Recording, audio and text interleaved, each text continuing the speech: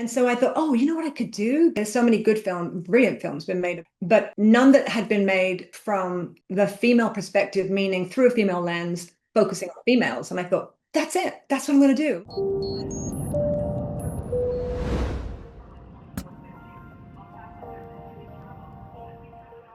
What's going on, y'all? Welcome to another episode of Boarding Pass. I am your pilot, Denzel Whitaker, also joined by your co-pilot, Jayden Choi. You already know what it is. What's up? Welcome to the Inspo Lounge. What's good, brother? It's good to be back as always. How are you doing? Good to be back. You look refreshed. You look like a man who's aging backwards. You got the Benjamin Button going on. What's happening over here? I think it's the outfit. I just wore something clean. I like compared to other days. I usually wear something a little more patterny. Today I just wear simple. You know what it is, frequent flyers? This man is getting sexy. I don't know what he's doing it for, but he out here. He got a haircut the other day. He had everything looking all nice. You see the muscle shirt? You gotta get that tailored. You're getting me blushing. Oh my god! See, this is what happens. It's the Korean youth. Yeah. I hear like a lot of people saying like Korean products, Korean skin products. Oh, they're fantastic. Yeah. It's the funny thing. Like I don't really use any skin product. I just wash my face and I just put lotion on it. That's it, you know. And see what happens is you sell the Korean products to the rest of us, and then you just walk around with your good skin. Trust me. Listen, I get it. I look great as a black man. I don't look the age I am. You should have seen me in my 20s. I look baby, mad baby. So I totally get you it, brother. Still look great. I mean, like, look at your skin. Talking about yourself. Oh my god! Well, thank you for the compliments. This is just going to be a compliment show. I could already tell. Yeah, we should compliment our guests. You know what I mean? We should flood her with compliments. She already gave us so much gold in the pre-interview. We've just got to shower her with compliments. Everybody, yes. Frequent flyers. When she comes on camera, just send your compliments. We could feel them through the airwaves. You know what I'm saying? Because we're gonna make sure we're gonna check all the comments. We will be checking the comments. Yeah. Even your haters at the bottom of the comments. We seeing you too. So what's up? Yeah, we don't delete those. We just pin there. go ahead and do the check-in, Jayden. Alrighty. Today's guest name is Kerry David. Nationality: USA and England. That's where the slight accent was coming from. Now you'll see. Occupation: filmmaker. And the grand fun fact: in the 80s, she performed in an all-girls band called the Rebel Pebbles on the Sunset Strip in West Hollywood. I love the name of that. Sounds very Flintstones. I know. It rhymes pretty good too. The Rebel Pebbles. All right? I know, Rebel Pebbles. It's catchy. Yeah. No, it's stuck. I want to know what type of music. All right. Well, should we welcome her to the stage? Yes, please. Come on in. Come on in. Oh my God, you guys! I wanted to join you for the Shiseido skincare. I'm all about the Korean skincare right now. See, that's what I'm saying. They sell the products to us. Skin is like, I can't believe that you're in your 30s. When you just said that you were like not in your 20s anymore, I know, right? That can't be a thing. Oh no, it's very true. Black don't crack, but we glowing over here. We are absolutely. You both look amazing. I want your skincare routines. Well, thank you. I see your sugar and carb diet is working out. It's looking fantastic. This is what I said earlier. You're glowing. Okay, so we're dishing secrets now. Okay. Yeah. Game on. Game on. Fantastic. How you doing? I'm good. I'm really, really, really excited to be with you guys. I had a lovely, pre-interview with your producers, and I had such a great time, and I just couldn't wait to I was rearing to come and meet you guys in person. No, thank you for being here. Absolutely. Yeah. Great background, by the way. Do you want to know the story behind? I always point them. Oh, I did it right. Do you want to know the story behind? So Ken from your production team has named him Lucky. So his name is now Lucky. But we were in Botswana last September for my birthday, and I love leopards, and we'd been on safari. It was a tented safari, so it was a little rough and ready. And we were out and about, and it was a really hot day. And then they are so difficult to see unless we had two great trackers with us and they pointed him out, but they blend in. You could be walking under a tree and this thing just drop on you. Oh, wow. He was magnificent. We sat and watched him for at least 45 minutes, and he got up and he turned around and he laid the other way. He just had a big meal and it was so hot. He was just draped over that branch, but he was magnificent. So yeah, so his name is Lucky. Thanks to your show, he has been named. Wow. So this is a picture that you've taken. Yeah, I took that. That's gangster. Great Yeah. job, by the way. So Yeah, I so thought that this from National camouflage, Geography. yeah, that camouflage really works, huh? Can't see Well, him out there. he was looking at us like if I hadn't eaten, you guys might be in trouble. But he'd eaten something huge. He was just literally like me after a Christmas dinner, just Well, that's why he's in the tree. He don't want to move. If he something don't were to want to. come after him, you got to climb up something to get to Yeah, him. he was very happy there. No, he was beautiful. I love leopards. They're Oh yeah, magnificent. so Yeah. majestic. I love like Yes. wild cats. House cats, not so much. Wild Me cats all the neither. time. Right? I'm not. Come Yes. on. Yeah. I, I'm not a domestic. I had this conversation with my bestie yesterday. He's got cats, and I said, I'm just not never been a cat person. Wild cats, sign me up. Lions, oh. servals, leopards, cheetahs, all of it. So, talk to us about Rebel Pebbles. What's up? What type of music were we doing here? What is this?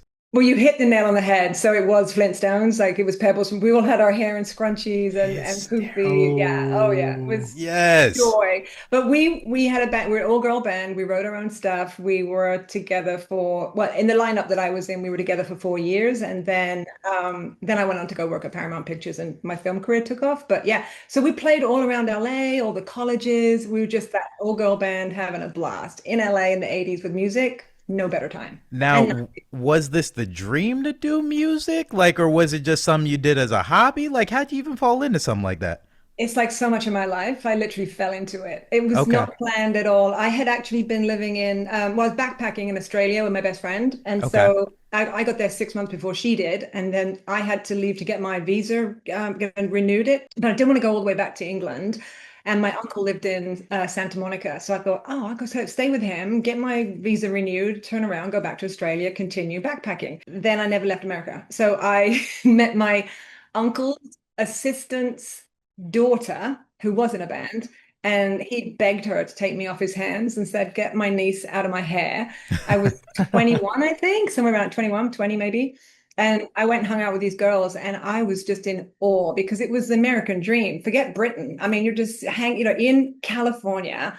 These girls are writing music, but at the end, when we'd written a song, none of them could sing it. They're all tone deaf. And so I said, "Here, I can sing that for you if you want to, hear what it sounds like." yeah. So I just sang in the living room, and they said, "Oh my God, you can sing." I said, "Yeah, but not in front of a crowd. That's just not me." So they said, "Well, we're having tryouts. Why don't you come and audition?" So I said, "Meh."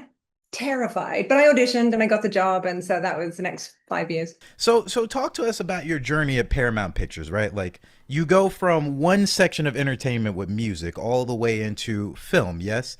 Yes. Working in, what was it, business affairs, right? So I was assistant in business affairs, yeah. But Okay. I Yeah, yeah. ended up working, I left the band and I took a temp job. I need you to know that none of my career has been planned. Okay. I can look back and say, not too bad, not too shabby, but none of it planned. Okay. So I took a temp job. It was just to pay, pay the rent. And I ended up in screen credit and title administration, which I didn't even know was a department in movie studios, but it is, and had fun, enjoyed the people. And then a business affairs attorney had lost his assistant, or like she'd left, whatever. And he asked me if I wanted to go full time and go work with him in business affairs. And I thought, oh, that sounds like fun. Plus, he was an Anglophile. He was American, but he was schooled in England. And so there's sort of like a, camaraderie. And I went to work for him. And looking back, I never would have realized how incredibly important it was for me to understand how studios negotiate. And business Oh, affairs yeah, is the negotiation department, right? So sure. here I am, just an assistant. I'm reading all these contracts of all above the line players. So when it Mm. came to do my deals with the studios, I knew exactly how they played the game. So I just didn't know Ah, that that was coming wait, because I wait. was happy. I would have been happy as a pig in muck to stay at Paramount. Loved it. Just loved it. Sure. And I mean, you've worked with mega talent. Yeah. I Yeah. mean, Yeah. it's no secret. Tom Cruise, Nicole Yeah. Kidman, a lot of their films, right? Like, Yeah. talk about that transition. How do you go from the department you're in to just, working with them on several films of theirs? You know what I mean? And what was that experience like for you? Like, what are the Yeah. particulars of that journey in your career? So again, back to a lot of luck, being in the right Hmm. place at the right time. So when I was in screen credit and title admin, I met a friend, or I met someone who became a friend, and he happened to be very good friends with Tom's CEO at the time. And he just kept saying to me, she would love you. You should meet her. But what they didn't know is that I had a lock me up crush on Tom Cruise, that it would be like, keep her away from Tom Cruise. Do not let her in the vicinity of Tom Cruise. This It was sounds like a amazing. disaster. It How did sounds like yeah. they did no due diligence. So, um, I'm trying to like cut to it. I ended up going to her house in Pacific Palisades. We spent the day together. And this is back when we had Polaroids on that wall, right? That's it was a long time ago. And it was in 1997. Oh, And all in the walls of were like all these adventures that Tom and was having on vacation, and just I was in awe. And I thought, there's no way I'm gonna get this job. They're gonna ask one friend if I could be near Tom Cruise, or will I make a fool of myself? And they'll be like, don't let her near him.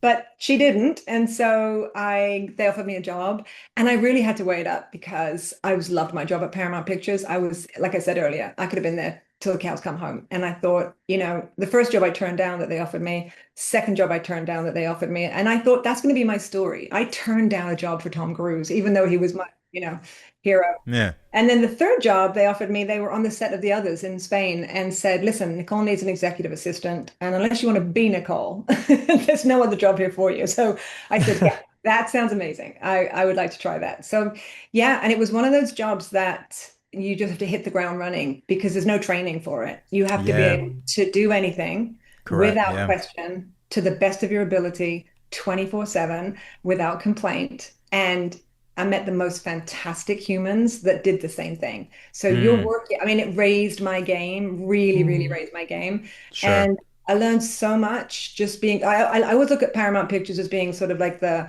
contract side of filmmaking, learning how to do the business side. But working with Tom and Nick was definitely, the practical side was just invaluable, because my first project with them was Eyes Wide Shut with Stanley Kubrick. Ooh. wow. What a project. Could you imagine? That's insane. Are you kidding me? And also I got to do it in England because we were here in America, but it filmed in England. So yeah, so for a year and a half we're over there, and I'm like, to be in a trailer with Tom, Nick, and Stanley. Sure. And what doesn't belong here? How many shooting days was that? Because I know that was a long production. Yeah. Yeah, it was. I don't even remember. I don't think anybody knows. It went way over budget, like by about a year.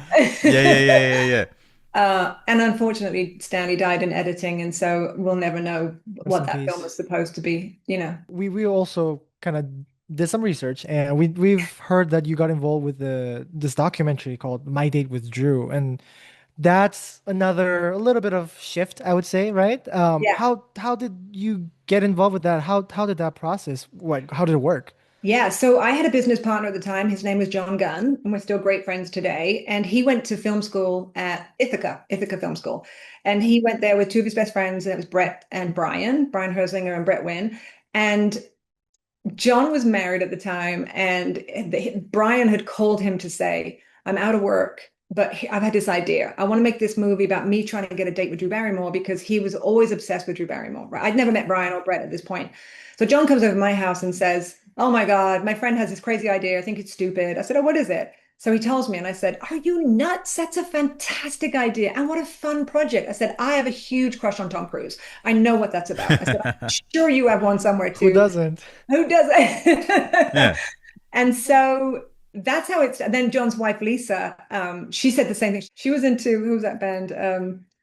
With the Boys to Men, or it was in that era. It was some boy band that she had a crush on. And so she said to her husband, like, you're nuts, of course, let's do it. So John was kind of reluctant about it, but before long, he was all in as well. So the four of us went out to go make this film. And really it was, yes, it's a guy trying to get a date with Drew Barrymore, and that's what the film is about. And we show you how we spend the money. But really what it is, it's about friends helping friends attain a dream. Like, who doesn't, Oh, wow. So it's a camaraderie. It was like, thematically, it was that. Yeah. So, but because I was the only one at the time that had made films, I think I'd made 3 at that point, I had to call Drew's office as a professional and say, hey, listen, you're going to hear some things about some people trying to get to Drew. I want you to know that we're filmmakers. We don't need your help. We don't want your help. This is us to see if 6 degrees of separation will do it. I mean, it wouldn't work now because you have the internet, right? But back then. That's what I was going to say. Like, social media kind of destroys that. Totally. It's almost like dropping the DM and just see if Drew responds. Like, this is a whole adventure now. It'd be a short film. Is that what you're saying? It would be a short film. Yeah, it would be a YouTube short, a vertical. Yeah. It couldn't work. That's so interesting. Did he ever get to Drew? Well, you're just going to have to watch the movie, aren't you? Oh my God, what a producer at work. You see that? Now, stepping away from entertainment, you took a sabbatical, did you not, to go start an orphanage?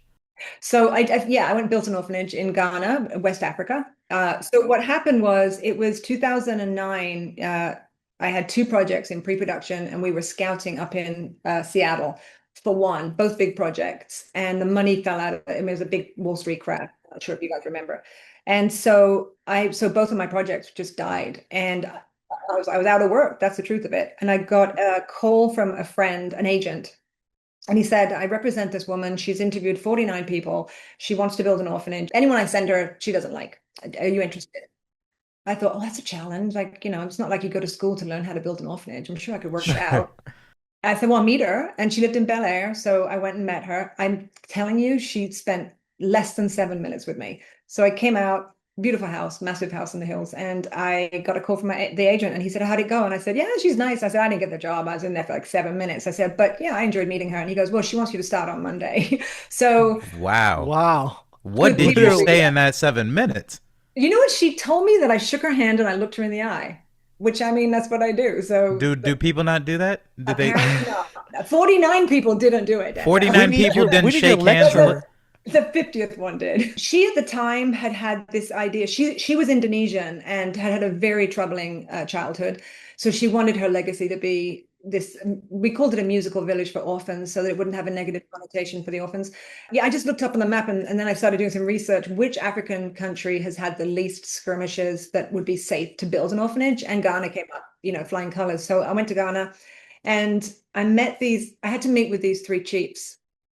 I'm really condensing this story because it took a minute, right? But I met with these three chiefs, and I wasn't understanding why. Here I am representing an American, wealthy family, and coming in to build this orphanage, and they just were not going with it. So I pulled this one chief away who I sort of had a rapport with, and I said, can you just let me know what's going on? Why am I not gaining ground here? And he said, well, I'm going to be really direct with you. You're a woman and you're British. So the British colonialized Ghana, and they don't like to do business with women. So I said, that's a challenge. I said, but I can change neither of those things. And therefore, that leaves me with, what do I need to say to you to tell you that I'm leading with my heart? We really are going to build an orphanage here. And he said, well, you've hit a nail on the head. People come here, say they'll build an orphanage. We give them the rights. They put up a hotel, and then we're just left out of it. And I said, well, I can solve that. I said, what if I say to you that if I don't build what I say I'm going to build, you can have the structure? And he looked at me and said, I'll tell you what, if you build what you're going to build, I'll give you an extra 5 acres around the structure. And I said, you have a deal. So we celebrated that. And then he said, we have to celebrate by doing a ceremony. And I said, oh, great, we'll do a ceremony. And he said, yes, we take a goat and I was like, oh, no. I was like, I can't be part of a goat being throat slit. I said, you must have some other way to celebrate. Knowing your work with like animal rescue and of course like poaching and whatnot, was that something always kind of like, I don't want to say a touchy subject, but like a sensitive thing for yourself? Like, because in certain cultures, the sacrifices are a part of their culture. Yes. Yeah. And what do you say to like something that is culturally a part of their roots versus like something kind of like poaching, which is super sadistic and like, evil in itself? Like, how do you walk that fine line for yourself? That's a great question, because I can withdraw myself from the situation, right? I don't have to participate. If that's the only way to go, then I can be somewhere else. That was always an option. I asked today. I mean, he was just such a wonderful human being. And he said to me, we want this to be happy for you and happy for us. And he said, what is, I said, I can't be part of a goat sacrifice. I have such an affinity with animals. There must be something else. That's kind of how that came up. I just asked if there was. If he had said like that's the only way to go, I probably would have come back to LA and sent somebody to represent us.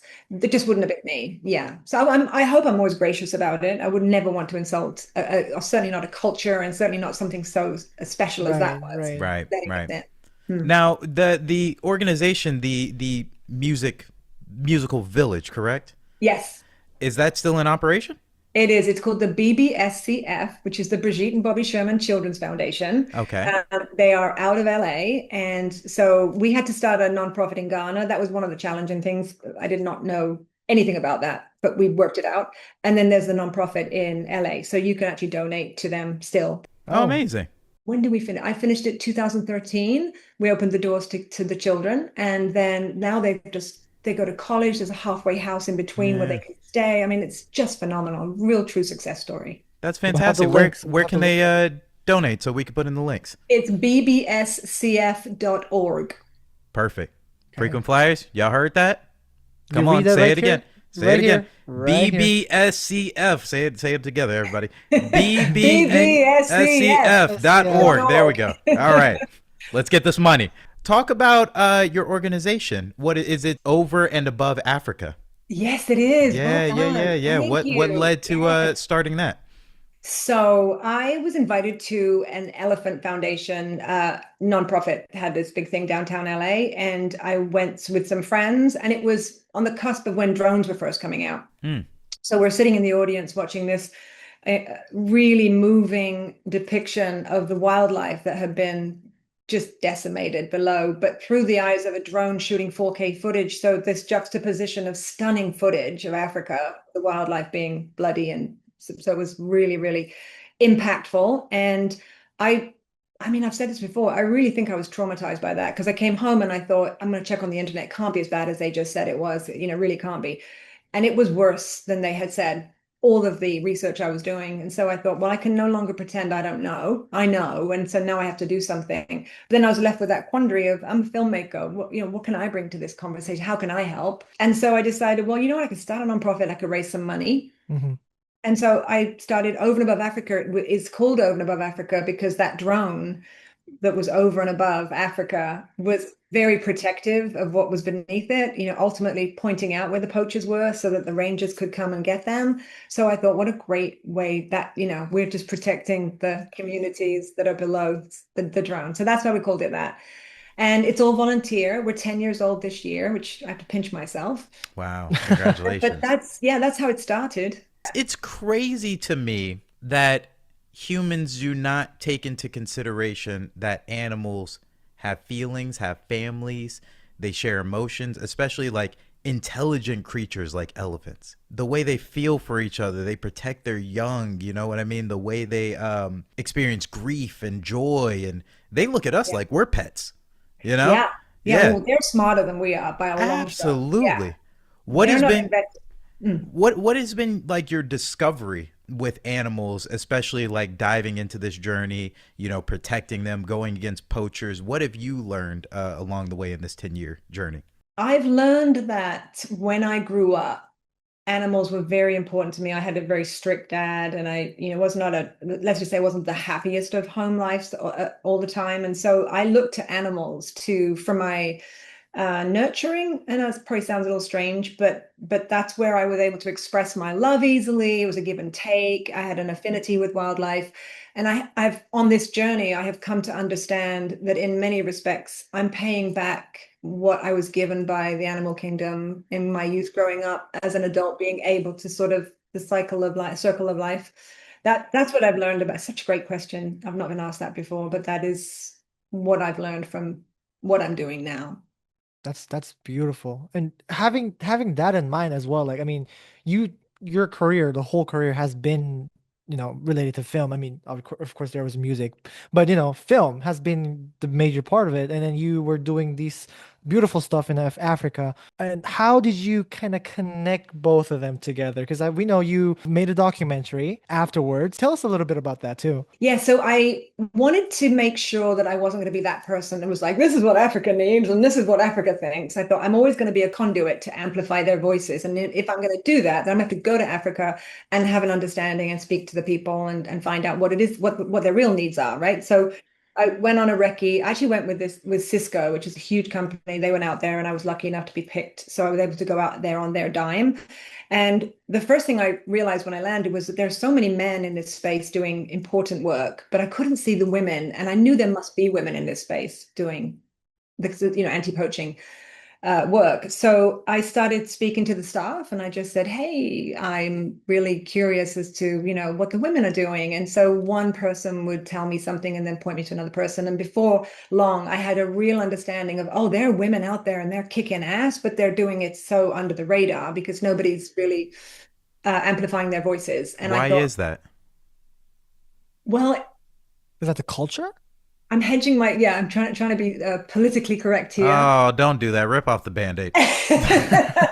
It's not so much culture as it is masculinity in that rugged environment where men lead with, because I love all the guys I know in Africa, all of them. So I'm purposely not talking to you guys if you see this, but they're definitely, men first, women a definite second. And so but then when you meet the women, you would never know that. They are ass kicking, amazing, bull busting women, courageous, strong, dedicated, everything that a guy is. And so I thought, oh, you know what I could do? Because I really didn't know my way in. There's so many good brilliant films documentaries been made about anti-poaching, the wildlife in Africa, culture, but none that had been made from the female perspective, meaning through a female lens, focusing on females. And I thought, that's it. That's what I'm going to do. I'm going to find these women and I'm going to talk to them and I'm going to see what they have to say.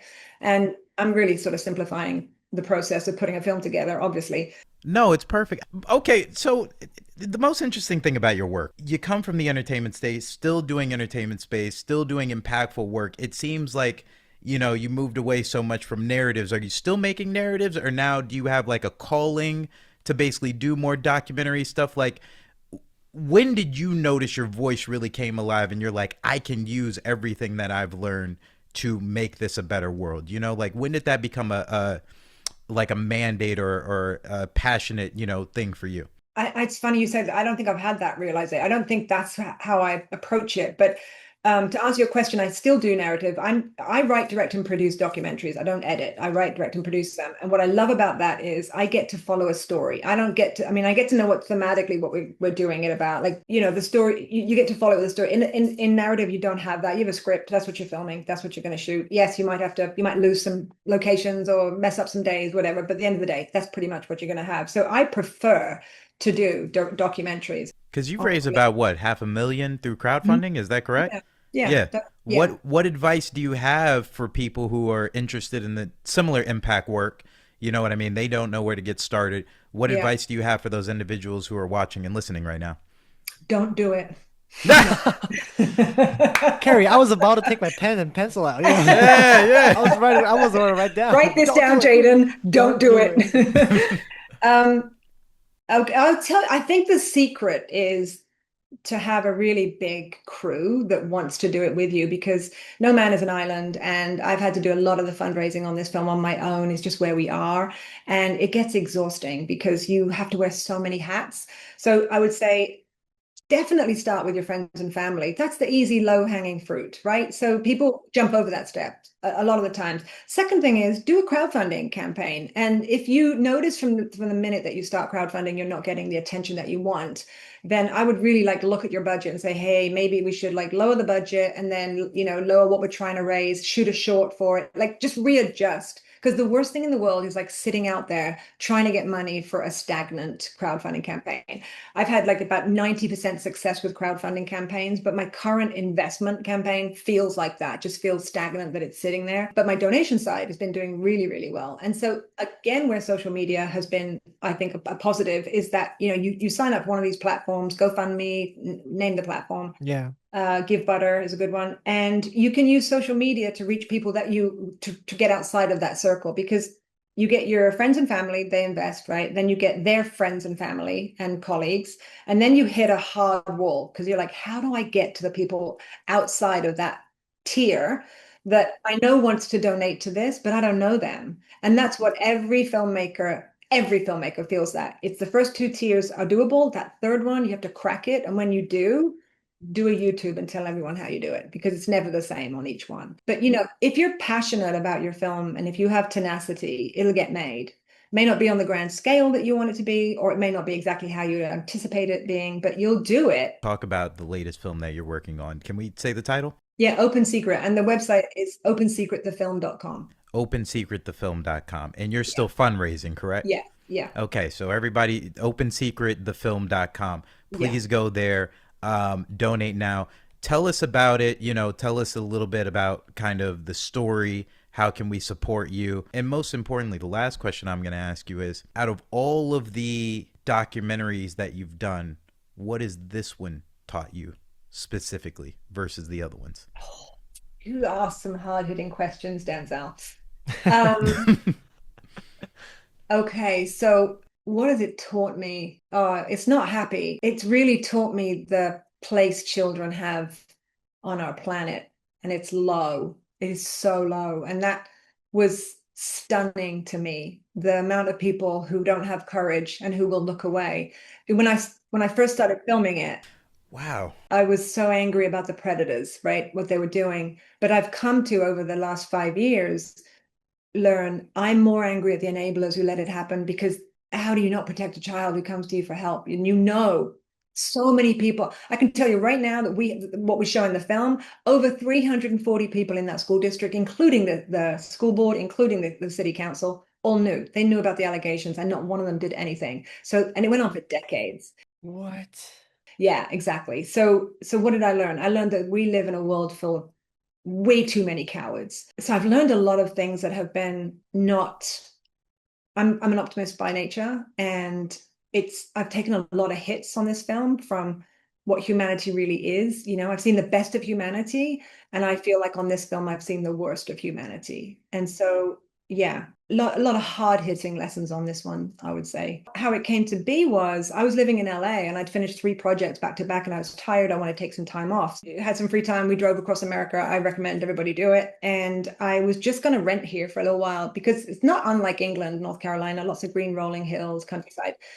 And I rented this house from this landlady, and she'd never rented her house out before. And she texted me and said, can I come and show you something? And I thought she meant the gas shut off or something for the house, right? And I said, yeah, sure, come down. So she did. She came down, but she had all these like newspaper clippings, and she told me this story that was discrimination in this school district in North Carolina, and that the local news media had tried to crack it for a long time, wasn't getting anywhere. That the powers that be were crushing it, really putting it down, or keeping it under wraps. And that was when we found out that there's been child sexual abuse going on for decades.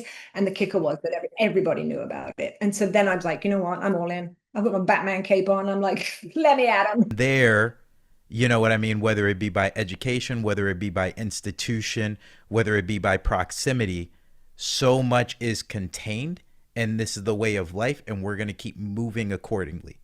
And you're not going to break this up, because we know you, and we know your family, and we know everybody around you. So nothing really changes.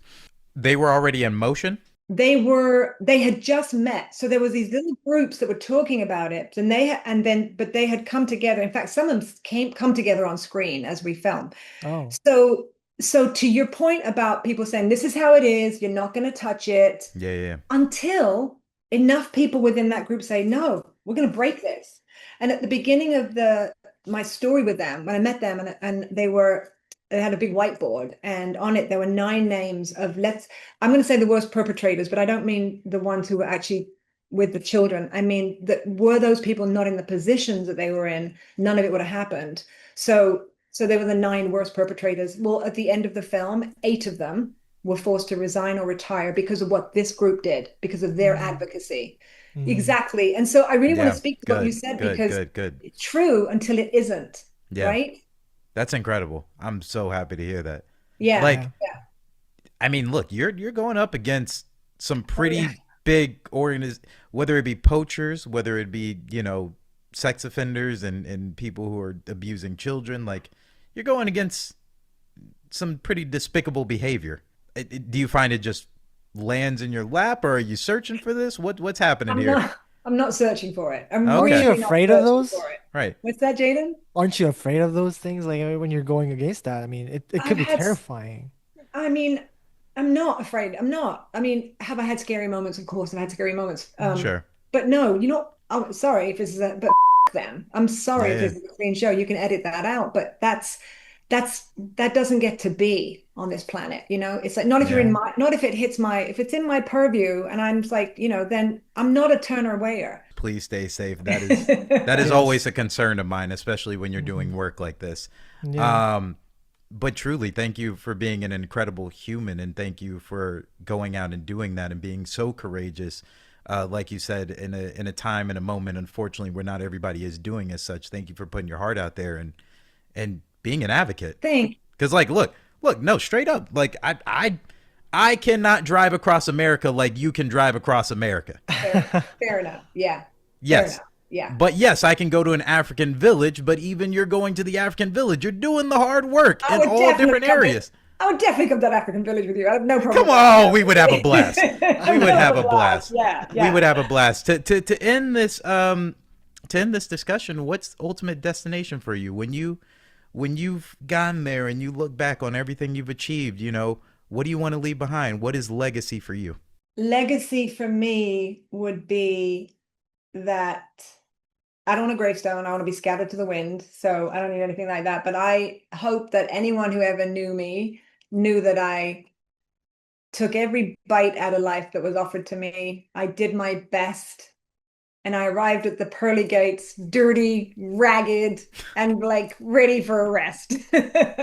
So there's no end. You're going to the wheels fall off. Oh, 100%. 100%. Yeah. 100%. That's fair. That's fair. So no destination, just a continuous journey. No, I've never had a destination. I don't want that to change. I think the minute you start, why would I put self-limiting beliefs on myself about where this wonderful road could lead me? Good, bad, and the ugly. It's been a hell of a ride. I just hope it still keeps happening. I love that. So the fact of the matter that you continue to do that is the most important thing. You put race, you put gender aside, you are doing the work. So we do want to congratulate you and just thank you for that. For real, from the deepest side of my heart, like you are my Batman. You're so brave.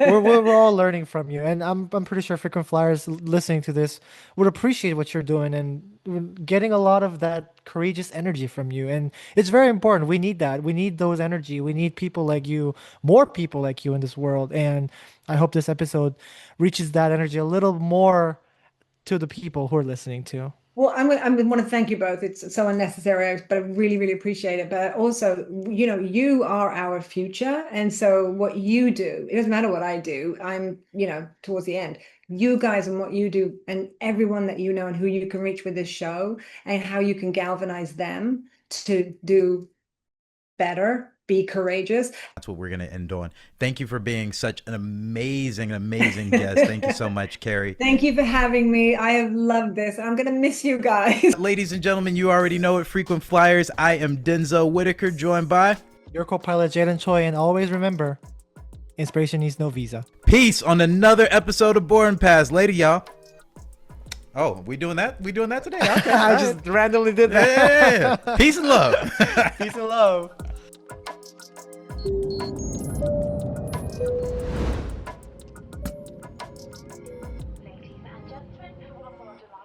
This podcast is made possible with assistance from entertainment and media lawyer Gordon Firemark, who helps film, television, podcast, and digital creators achieve the impact they deserve.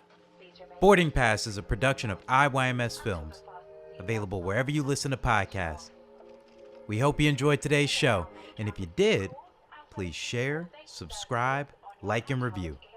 We definitely want to hear your feedback, and we always appreciate you tuning in. We'll see you next time.